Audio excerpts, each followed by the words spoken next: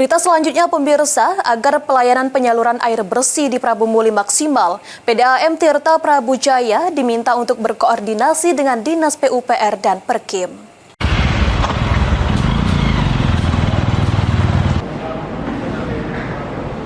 Dewan Perwakilan Rakyat Daerah Kota Prabu Muli meminta perusahaan daerah air minum Tirta Prabu Jaya lebih intens menjalin koordinasi dengan Dinas Pekerjaan Umum dan Penataan Ruang maupun Dinas Perumahan dan Kawasan Permukiman.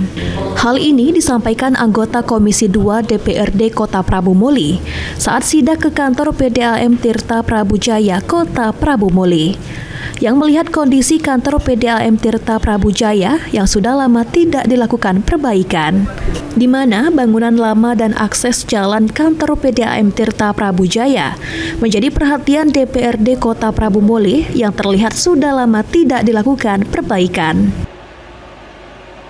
Direktur untuk segera berkoordinasi dengan dinas terkait, dalam hal ini dinas PU ataupun dinas Perkim, agar ada yang jalan-jalan yang di dalam ini kalau bisa diperbaiki lagi. Jadi masyarakat yang datang ke sini juga akan rasa nyaman.